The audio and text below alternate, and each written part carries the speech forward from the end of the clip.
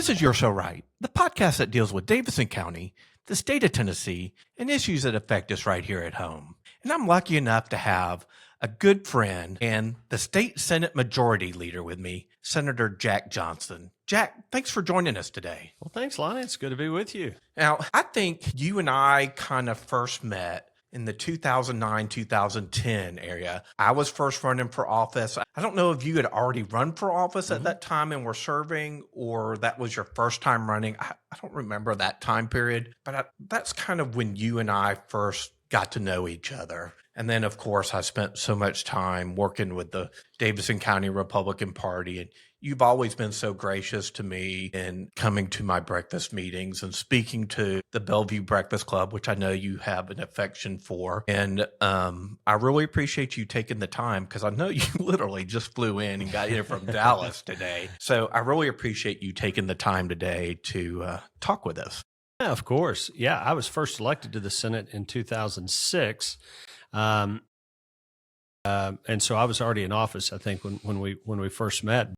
You know, during my first term, my first 4 years in the Senate, I represented a big chunk of Davidson County. I remember that, yeah. The district was all of Williamson, and I think it was about 80,000 people. It was all of Bellevue, Oak Hill, Creve Hall, Nippers Corner, and then because you would attend the Bellevue picnic and that kind of stuff. Absolutely. Yeah. And when I first ran, I was campaigning a lot through Davidson. So even though I no longer represent any of Davidson, it's just Williamson County now. I certainly have a lot of great friends in Davidson County, and very grateful for your work in Davidson County, carrying the Republican banner. Well, thanks so much. Now, for people who don't know, you are the state Senate Majority Leader, and that is a position which you get elected to that position by the state Senate. Is that correct? That's correct. By the Republican caucus. Yeah. By the Republican caucus. And as the state Senate Majority Leader, it is your responsibility to carry all of the bills of the governor. Well, it's my responsibility. Here's how I explain it. It's my responsibility to effectively be the liaison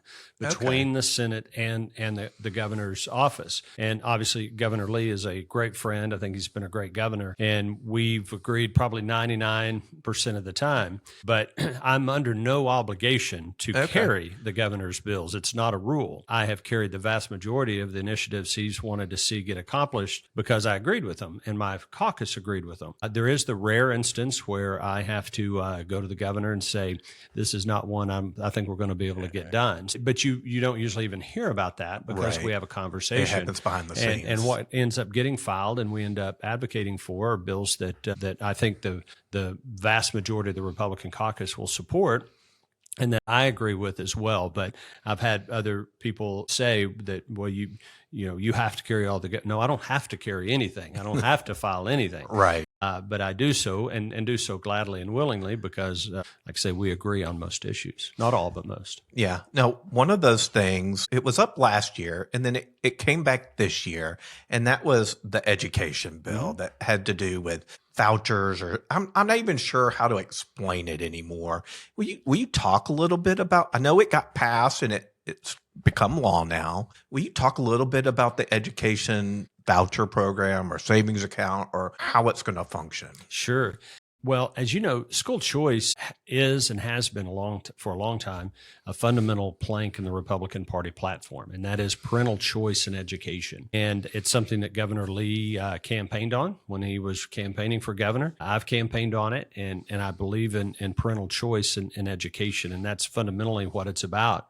You know, I am a huge advocate for public education. We run an education system in Tennessee. It's a partnership between the state and local school boards. ACE is what we call them, local education authorities. And it's a pretty good system. And we have I think it's around 140 school districts across the state. And some do better than others. Some are very high performing. In Williamson County, we have two great school systems, Williamson County School System as well as the Franklin Special School District. And they're among the top performing in the state and even the nation. But you've got other parts of the state that really struggles. So, and we're doing everything we can. We've made significant gains in traditional public education, and our scores are improving, and I really like the direction we're heading in. But as I said on the floor when I was presenting, the Education Freedom Act was the name of the legislation. No matter how hard we try, and we will always try to make our public education as good as it can be, but we have to always recognize that it's not always going to be the right fit for every child according to their parent. And so we should give those parents an opportunity to utilize the tax dollars that we're otherwise going to appropriate to educate that child in the form of a scholarship, so they can pick a different option if they think that's better for their child. It's a pretty simple concept. Of course, it is controversial, and there's some opposition, particularly from the left, some from within the Republican Party, but the overwhelming majority of Republicans support parental choice in education. And it's a national movement. If you follow Texas and Florida, Iowa recently passed it, and I think we're up to don't hold me to this number, but around 18 or 19 states. Yeah, the last number I heard it was 13, but I think some more states have filed, and it's passing. And periodically, you hear about a state that has passed some form of universal school choice. And very proud that Tennessee is now on that list. But I want to be clear, though, I refute anyone's attempt to say that if you support school choice, you're against public education. My wife and I are both products of public schools. All three of our kids went to Williams County Public Schools and got a great education. It was a good fit for us. It was a good fit for our family. So in Tennessee, as I said earlier, the public education is a partnership between the state and the local education authority. The Constitution gives the General Assembly authority to establish political subdivisions, just like we do cities and counties. And so we establish local school districts. Obviously, all 95 counties have a school system. And then there are some special school districts. There's city school districts. So all total, it's around 140, I think, school systems across the state. And the state contributes money. Average about 2/3 roughly of the amount of money that it costs to educate a child comes from the state. Now that varies by district. In Williamson County, it's a much smaller amount because Williamson County gets penalized. A pet peeve of mine, but it's another conversation. But when you average it across the board, the state is contributing just over $7,000, about $7,100 to educate a child. And then the local government, county, or the local school system, if they're their own taxing authority, they contribute the rest. And so that's a good system. So the way these education freedom scholarships work is that amount of money, the average that it costs to educate a child from the state's contribution, around $7,100, is available to families to apply and get a scholarship for that amount and take that money and go put their child in the school of their choice, usually a private school. And that's effectively how the process works. We created 20,000 scholarships to start. We can grow that as we deem appropriate. Interestingly, registration for Education Freedom Scholarships begins on May 15th. I'm not sure when this will go live, but I believe today is the 13th. Yeah. So should be in a couple weeks. They'll be live. When people are watching this, then people will have been applying for those 20,000. Is there a means test for the No, and I don't think there should be. I don't. That's why we call it a universal scholarship program, universal school choice. I don't like means testing. I'm not a big fan either. It was just a question. It's fair, and I've been asked a lot.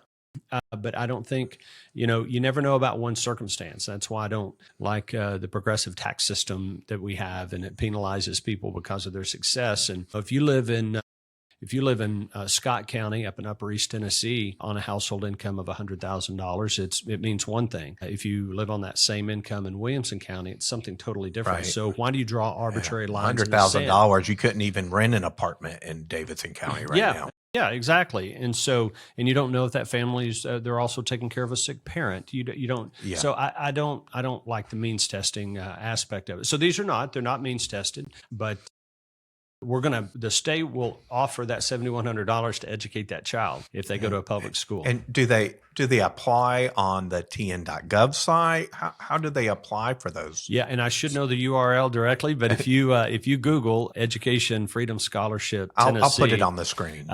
Will pop right up and with instructions on how to apply. Okay, great.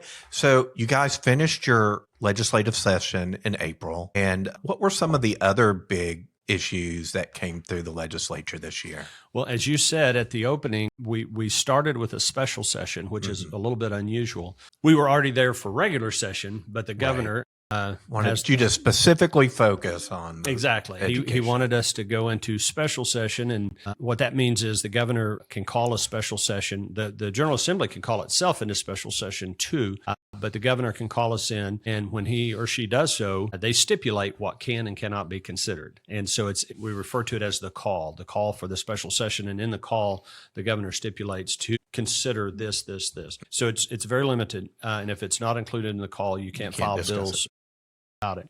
So governor called us into special session to deal with the school choice legislation, and we got that passed. And then we also took up some immigration-relaed matters that I think are very important to Tennesseans, and we're seeing it every day now. Especially in Davidson County. Very, very timely. And our thought process there, Lonnie, was we wanted our local law enforcement, state law enforcement to be well-equipped and prepared to fully cooperate with President Trump and his efforts and the efforts of Immigration Customs Enforcement to come in and remove these violent criminal illegal aliens from our communities. And so we created an Office of Immigration Enforcement at the state level. It's a new, within the Department of Safety, that's a new office. And we created the position of Chief Immigration Enforcement Officer. And that individual in that department is tasked with working with all of our local law enforcement across the state, working with ICE, kind of being a conduit for them. And we're seeing the fruits of that, obviously, with some of the raids and the efforts that are taking place by THP and ICE. Now, I know because I interviewed Sheriff Darren Hall, and he said at any given time, there are probably 350 illegal immigrants in the Nashville jail system. And I'm sure that's probably similar across the state. Right. Has there been any talk about finding a central location to move all those immigrants to, so then they can maybe be more quickly and easily processed by ICE, to where maybe there's an immigration judge there who they can process them, move out, get them off the doles of the counties, work with the federal government, shift some of that cost to the feds, and then help I call it funneling. You funnel them all to one place and then work with ICE to quickly work on their removal. Yeah, so several things on that. What we're seeing with the Trump administration and ICE, which I think most Tennesseans are celebrating, is they are arresting these people that have a criminal record. In addition to being in the country illegally, right, they've committed other crimes, violent crimes, and they're being arrested. And in some instances, within the same day, they're being taken out of that community and they're taken to an immigration processing facility. I believe there's one in New Orleans. There are some that ICE operates. And that's the best case scenario because, just as you mentioned with Sheriff Hall, and I know it's the same with in Williamson County, I've spoken with our sheriff here, Jeff Hughes, about it, and other sheriffs as well. It is a burden, and it's a burden that shouldn't be borne by the local government. Because ICE is supposed to get these people and get them out, if not immediately, very quickly. Right. And that's you hear about the detainer warrants and notifying ICE that we've arrested this person. We believe them to be in the country illegally, and ICE will come in, make that determination, and then get them out and get them into one of their facilities. But under the Biden administration, for the 4 years prior, that just wasn't happening. They were I'll just let them go. Just let them go or catch and release. And depending on the crime they committed in a community in Tennessee, they may be prosecuted and they may be sentenced to some type of incarceration. When that's over, then they're just released back out onto the street. And that shouldn't operate that way. And it's not operating that way now. And obviously there's a tremendous backlog, but with everything that President Trump is doing and ICE is doing, we should begin to see some relief on our local jails, our local law enforcement very quickly. And we're all very happy about that. What other big issues came through the legislature this session? Well, anytime I'm talking about session, I always like to make sure we're talking about the budget. It's the most important thing we do as a legislature.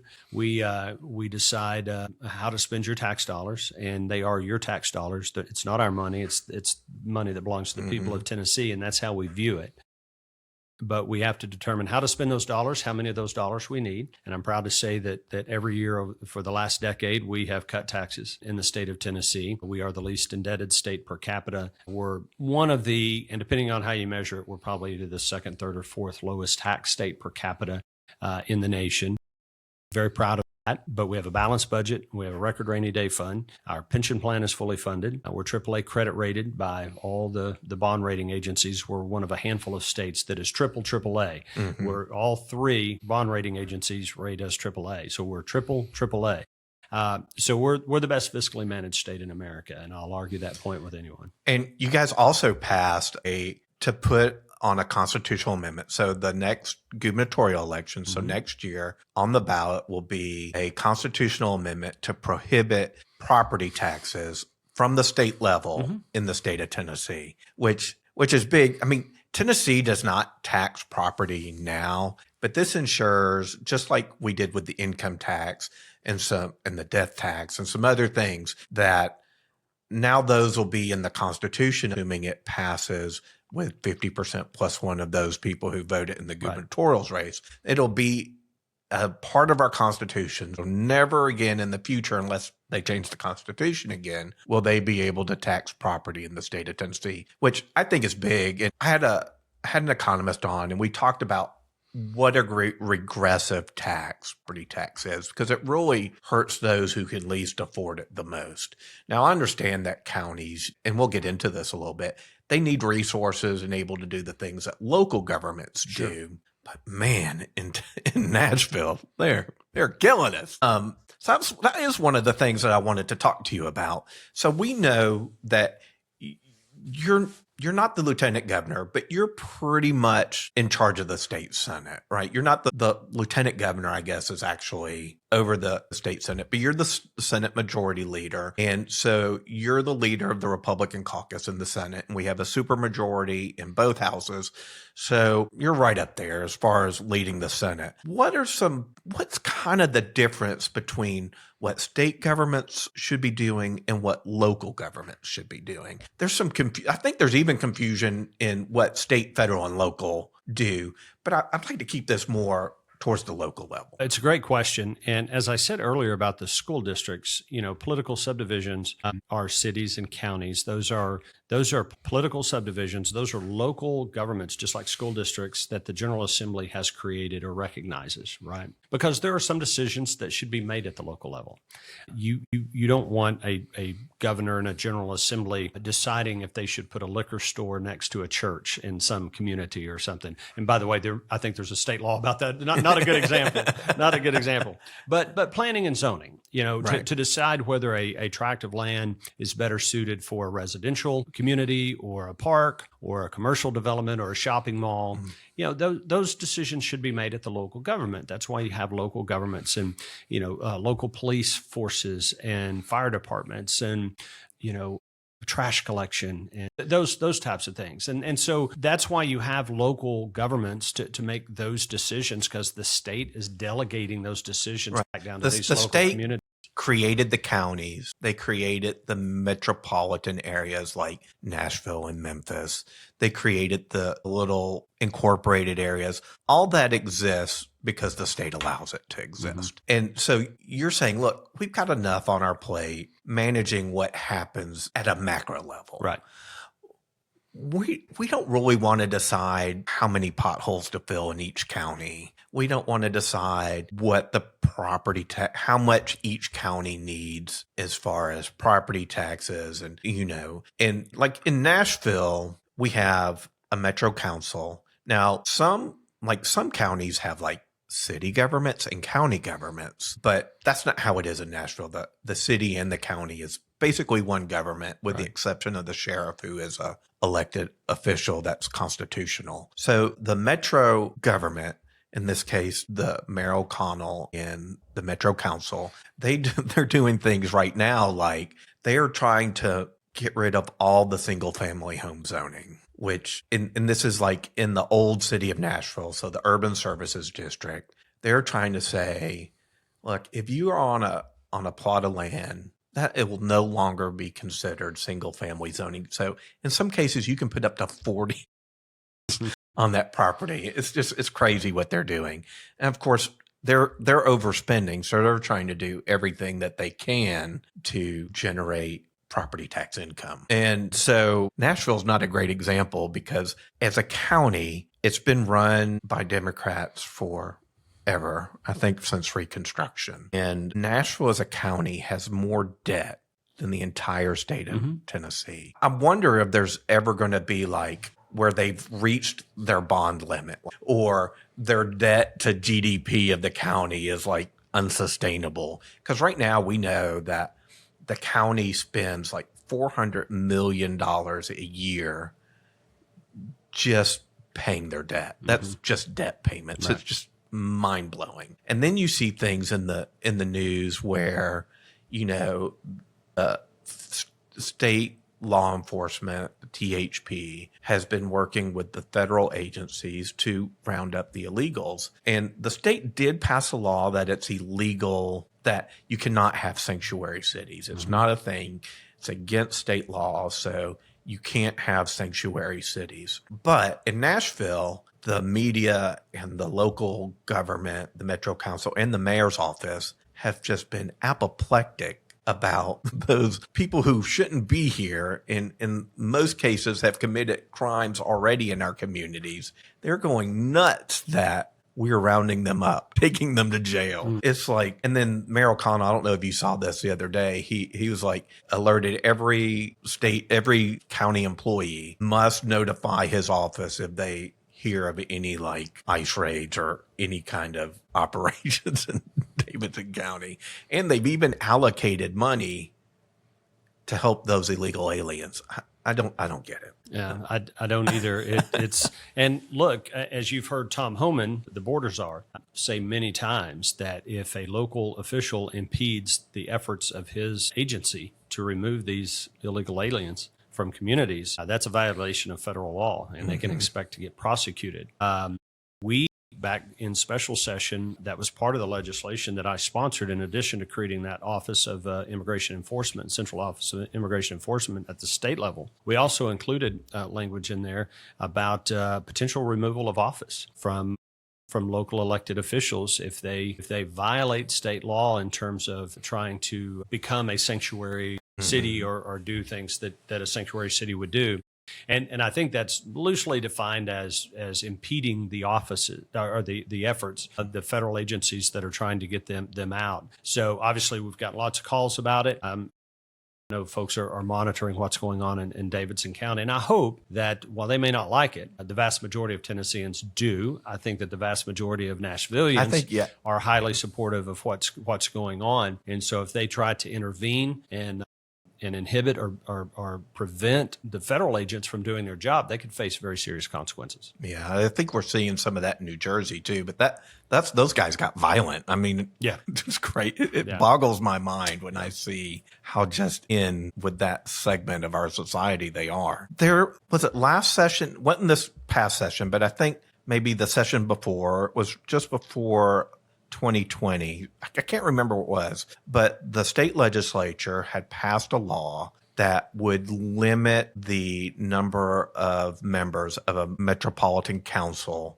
to 20. And that was taken to court. And of course, in the circuit court, local courts, the city won. And I think that's on appeal. And our Attorney General, Jonathan Skrmetti, is appealing that. Is there any update on where that is? So I don't know where it stands right now. I think you're right. It is pending before the appellate court. An injunction was granted. And I will say, I guess the last metro elections were in 23. And I'm pretty sure we passed this in 22. And so the argument was it was too soon to get the new districts redrawn and to go from 40 that they now have in Nashville down to the 20.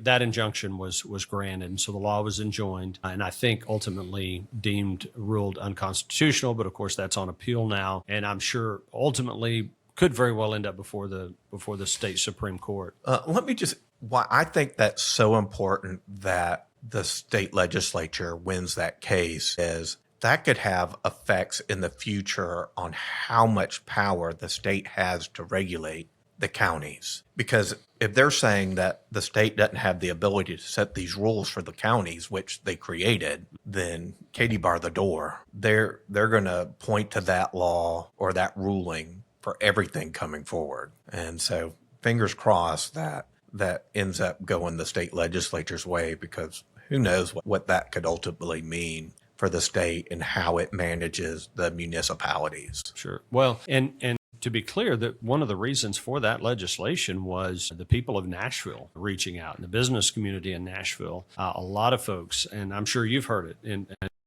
as a Davidson County resident and someone who's been very active in the political landscape in Nashville, that they're the only ones that have a larger city council than Nashville are New York, I think, New York City, which is 8-9 million people, and then is it maybe Chicago? I think those are the two, Chicago and New York City, and massively larger populations. Entities. Yeah. And then you've got cities like Miami that have 8 or something. Yeah, and Houston has a small number. Yeah, small.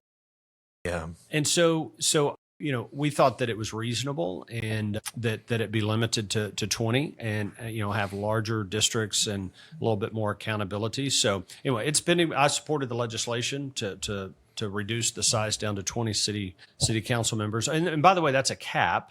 Right. It could be less than they that. can make it whatever they want. It just can't exceed. Cannot 20. exceed 20. And, but it's pending in the courts. Well, I hope that goes the state's way, because it could mean bad things for us if it goes the other way. So there were two things that came up in the legislative session, and one of those has come up for the last several years, and that is party registration. Mm-hmm. Now, I know you've been an advocate for party registration, and for those people who don't know what that is, will you explain that? Sure. So some people use the term closed primaries. I think words matter. And one of the concerns that opponents to party registration, when they hear the term closed primaries, it's somehow that we as a party, we as Republicans, want to close our doors and not let new people in. Well, nothing could be farther from the truth. You know this, that when I first got involved in Tennessee Republican Party politics back in the early 90s, Democrats controlled the state from one end to the other. You had a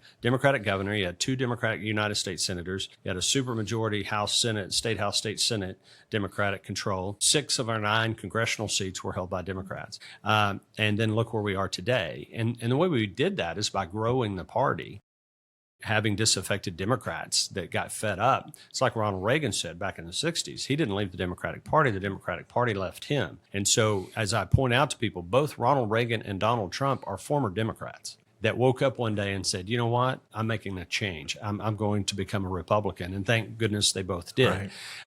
And so party registration just simply means that in our current system, you declare that you're a Republican when you go to vote in the primary, and you have to sign and you have to attest that you're a Republican.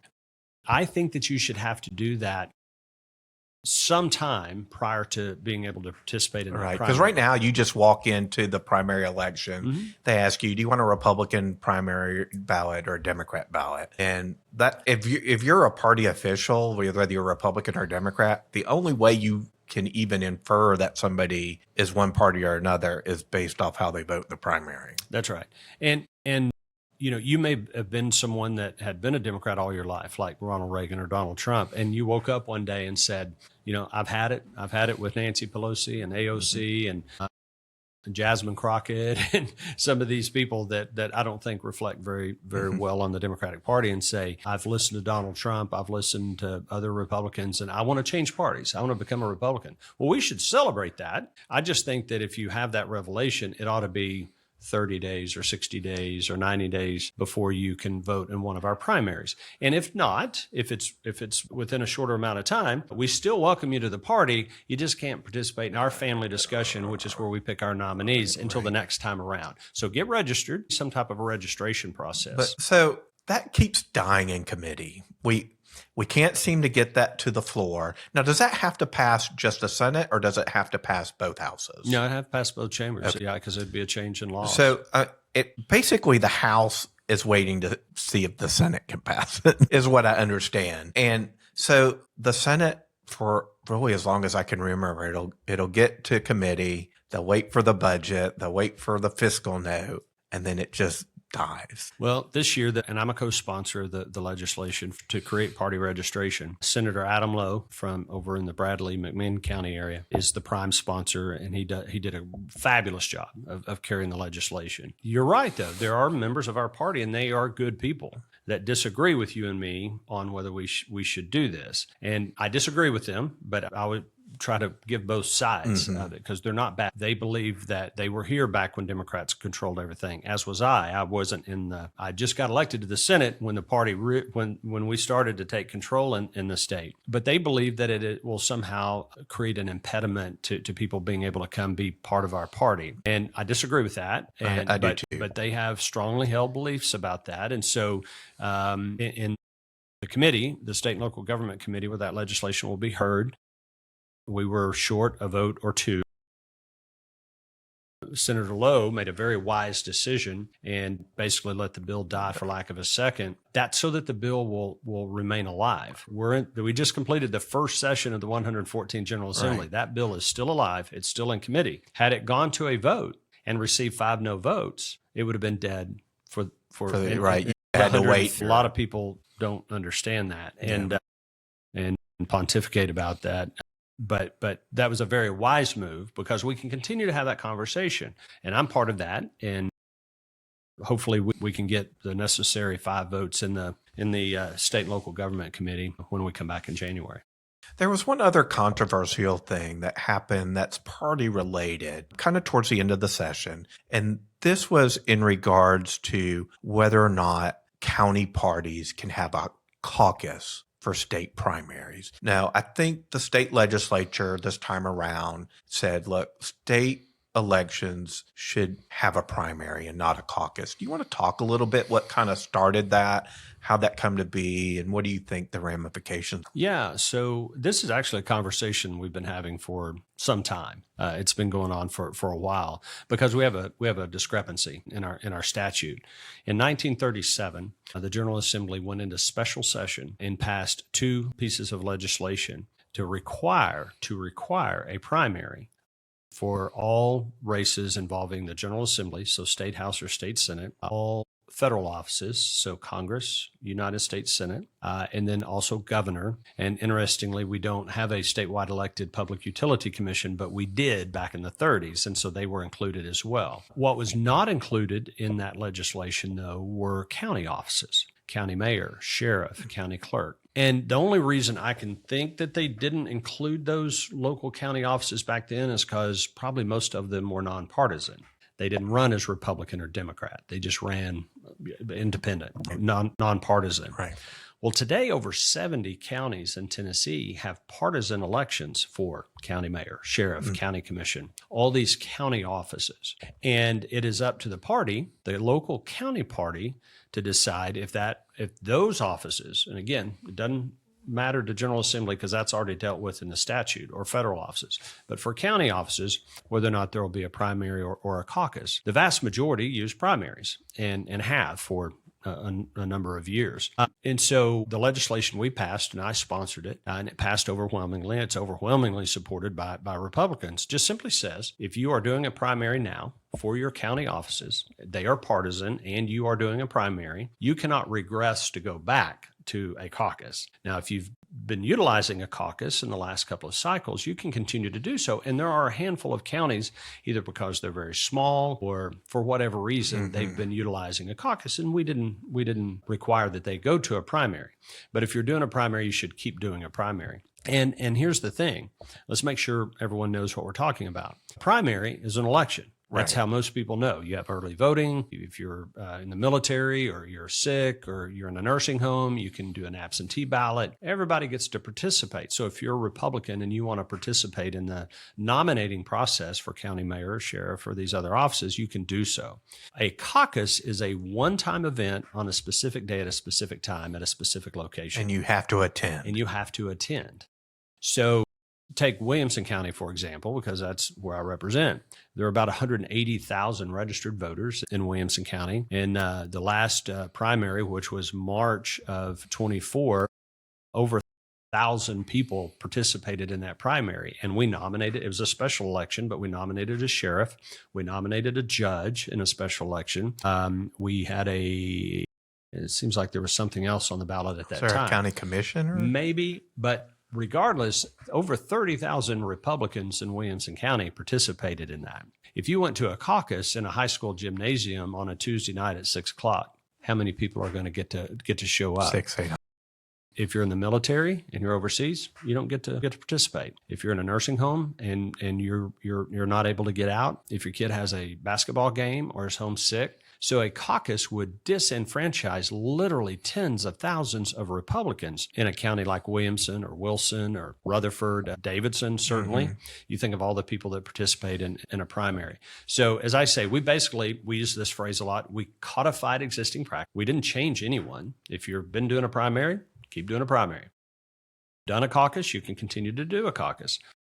But we want to make sure that we protect the integrity of these elections and that all Republicans have an opportunity to participate. The hardest thing to overcome in a Republican supermajority is Republicans. We have a hard time kind of agreeing to disagreeing because, and this is just my experience, I don't want to put words in your mouth, but if it doesn't matter what my whole history has been, my whole life, if I disagree with one thing somebody says, I'm a Republican in name only, I'm a rhino. And that's just, people could call me whatever they want as long as they don't call me racist. That's the one thing I get upset about. But that's the way it is with so many things, especially in an area where Republicans have supermajority. So most of the battles are internal battles.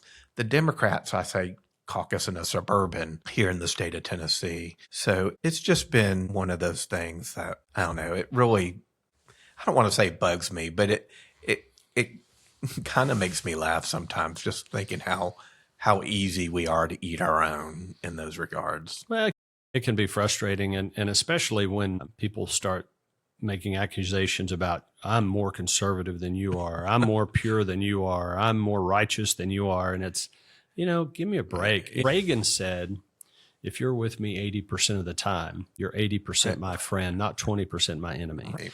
But we are in a situation now where literally, as you said, you could be with someone 99% of the time, but that 1% that you disagree, and then they start throwing these names around. And I've witnessed your career in Tennessee politics, and I'm a transplant. I've been around longer than you have. I came here in 91.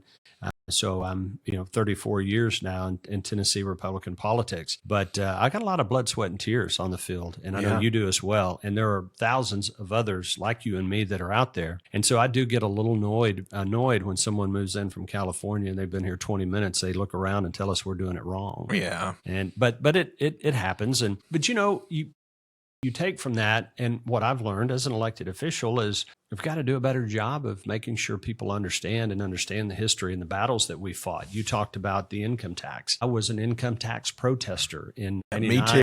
That's what got me started. Yeah, that we came this close to the General Assembly passing the state income tax, and luckily it was defeated, and we subsequently made it a constitutional prohibition. You mentioned property tax for the state. We're going to do that as well. But some of these battles that have been fought over the years and have gotten us to where we are. And if you define yourself as a conservative and fiscally conservative, low taxes, small government, efficient, no debt or very little debt. So you got the fiscal side of things. And then certainly on the more social and cultural side, I think we're the safest state in America to be an unborn baby. That's something that's extremely important to me. We've taken on DEI. We are the test case. I sponsored the legislation. We are the test case for the entire nation on whether or not a state can prohibit transgender surgeries on minors. And that is pending before the United States Supreme Court and probably going to get a decision from them in the next 30 to 45 days. Second Amendment, I could go on and on. Tennessee leads the nation on all these things that, as far as I remember in all my time of being a conservative and a conservative Republican, are the important issues. And we have tackled every one of those. We're not perfect. We still have things we need to address. But if you really want to identify and call yourself a conservative, then I think Tennessee's leading the nation. Well, I know you have some other meetings you need to go to, and I really appreciate you taking your time to sit down with me and discuss some of the issues here in Tennessee. So if people want to find you, what's the best way? Are you on the social media? What's the best way to reach Senator Jack Johnson? Yeah, I'm on X. I got it right. I didn't say Twitter. I'm trying to get there, but so I'm on X. I'm on Facebook. Easy to find. Just put in Senator Jack Johnson, and on X, I know it's SEN Johnson, Sen Johnson. and Senator Jack Johnson on Facebook. The website is johnsonfortennessee.com. Very easy to find my contact information online, or just Google Senator Jack Johnson, and always appreciate the emails, the phone calls, all that good And stuff. when's your next election? 2026. 26. So it's Next coming year. up. Well, I always appreciate you. You know, I'll support you forever. I think you've been great for Tennessee, and I really appreciate the things and the time that you and your family, because I know your wife's a judge, have given to the state. So thank you for that. Well, thank you. We believe in service. We love the state. I think Tennessee is, again, leading the way. And I want to thank you for your service, obviously, as chairman, fighting the good fight in Davidson County, which is not an easy one to fight, but you did it with honor and distinction. And so grateful for that. And glad you're doing this podcast, and look forward to what's next for Lonnie in your future. Well, if you guys want to find me, I'm on @Lonnie Spivak on all the socials. The website is you'resoright.us, and you can find me on YouTube, Rumble, and everywhere you find podcasts. See you next time. In the heart of Tennessee, where the mountains meet the sky, through the rolling hills and the rivers that run by, we stand strong, our roots deep and true, in the land of cotton where the sun sets through. The wind whispers tales of old in every town and field, echoes of history in every stream and yield. You're so right, in this land we hold dear, Tennessee truths shining bright, clear, from the Smoky Mountains to the Gulf's embrace, our spirits rise, no matter what the fate.